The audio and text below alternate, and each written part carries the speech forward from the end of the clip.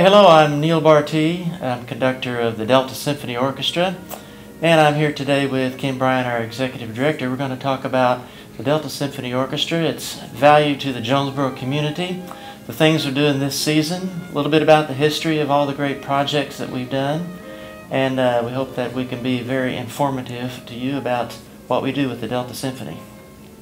Well, the Symphony in Jonesboro was formed in 1975.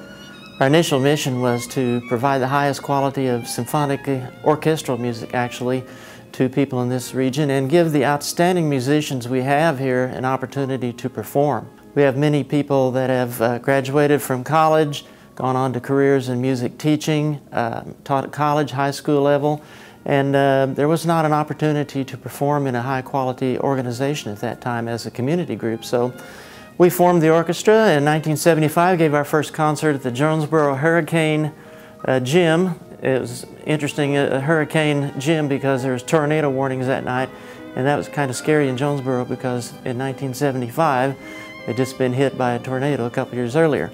But we did that, and we began doing different kinds of quality of music, classical music and pops music, performed in lots of venues throughout Jonesboro, the old Indian Field House, Jonesboro High School Auditorium, and Wilson Auditorium, and then eventually the Forum.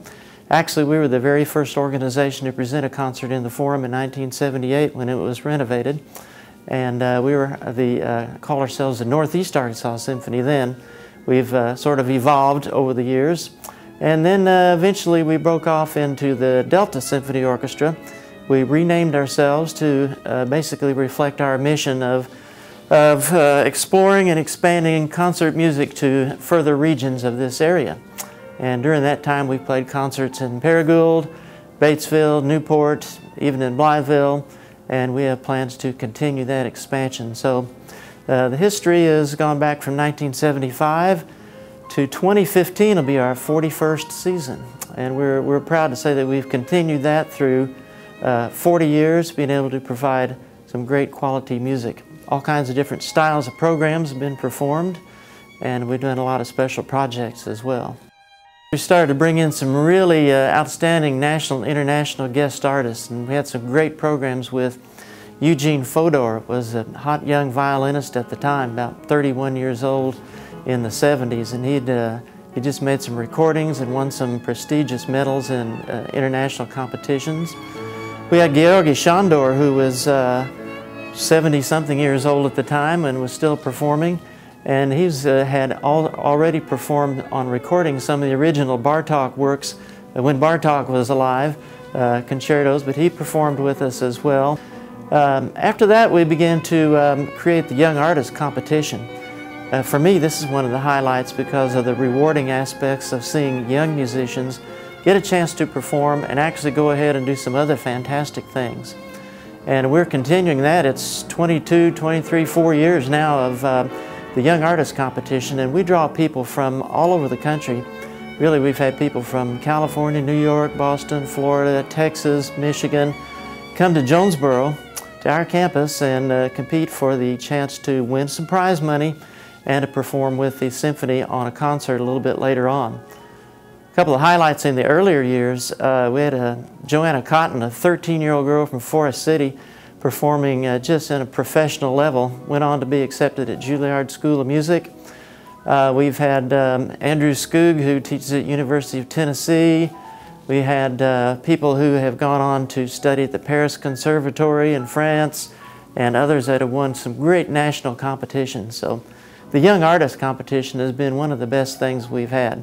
We had 25, 30 entrants last year, and the quality is extremely high.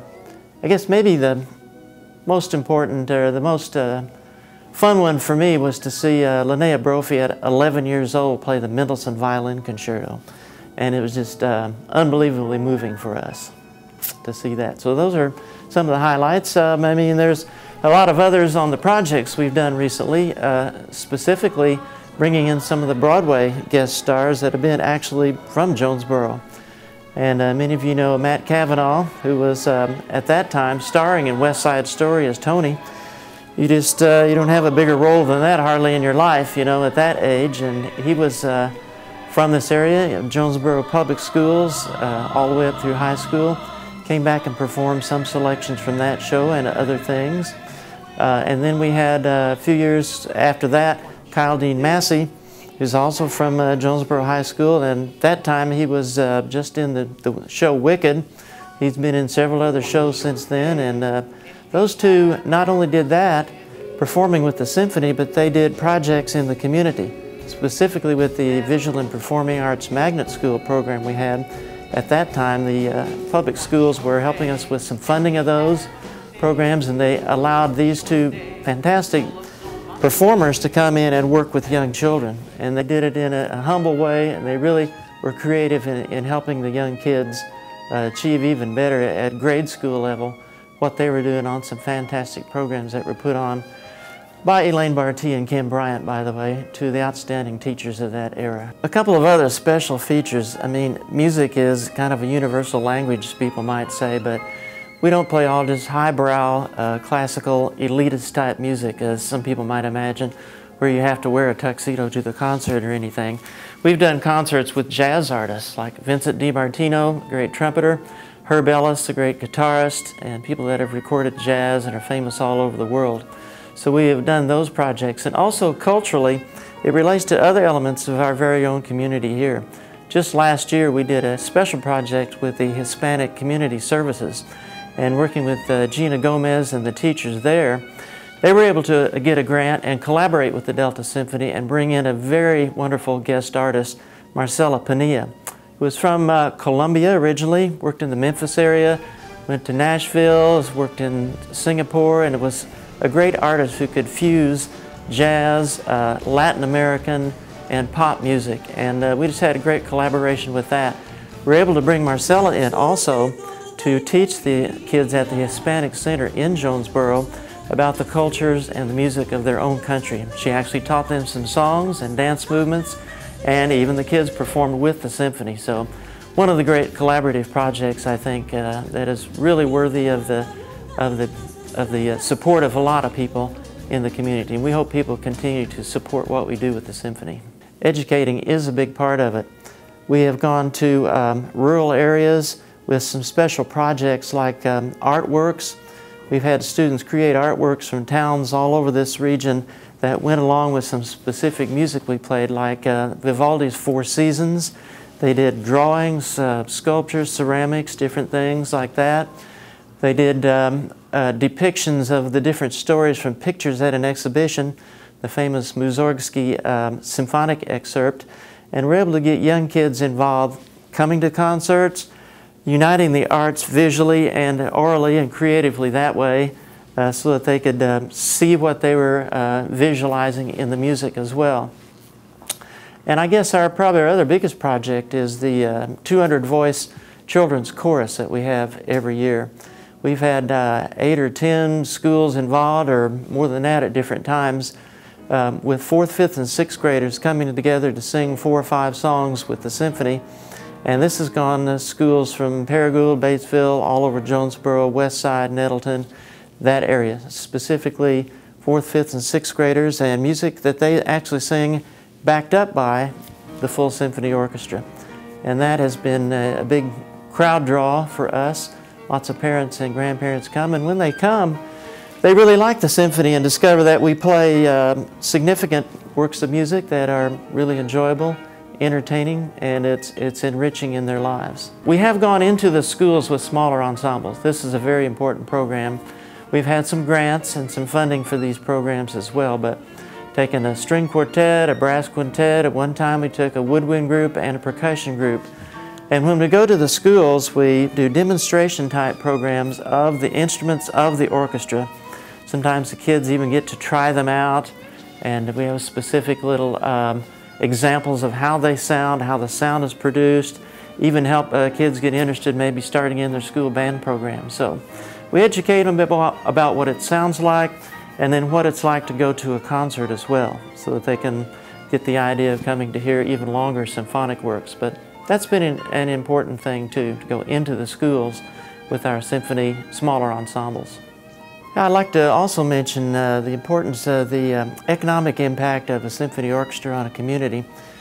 I know that you've done some research. You would find out that when businesses inquire about relocating or setting up a new business in your town, that they inquire about the educational community, they inquire about the business vitality, but also the cultural quality. And generally, you'll find that if the community has a symphony orchestra that's vital and growing, that they'll want to relocate there because it's more healthy in the culture. We have contributed a lot to the culture of our community with our symphony musicians have played for musical theater, for churches, and for many other events. So we feel like that is an economic impact as well. And when people come to hear our concerts from out of town, stay at our motels, and eat at our restaurants, that we're a part of that business community as well. We have a very exciting season coming up with the Delta Symphony Orchestra. We have a theme this year that I think will be very enjoyable. It's called The Many Faces of Music. And each of our concerts will highlight a different face or a different theme of music.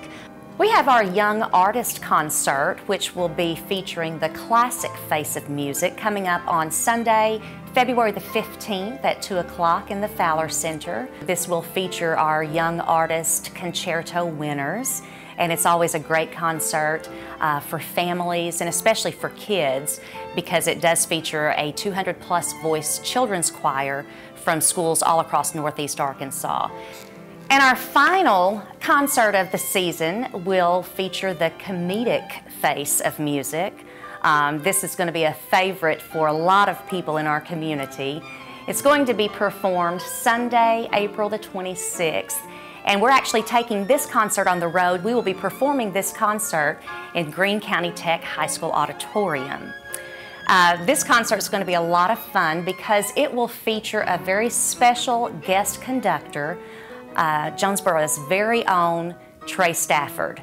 So as you can imagine, there is no telling the comedy that will ensue with Trey holding the baton and trying to keep an orchestra together. So that's a concert that you don't want to miss. It will also feature Harry Truman Moore narrating the remarkable Farkle McBride. So that's going to be such a fun concert with great music, great entertainment, and maybe just a few tricks up Trey's sleeve, I'm not sure. So make sure to make plans to join us at Greene County Tech High School Auditorium Sunday, April the 26th for our final concert of the season, The Comedic Face of Music. It's not too late to order season tickets for the Delta Symphony Orchestra. They are on sale now, and you can access those tickets on our website by going to deltasymphony.org or by calling 761-8254. Season ticket prices are $40 for adults, $30 for seniors, and $20 for students. Individual concert tickets are on sale, and the prices are $20 for adults, $15 for seniors, and $10 for students.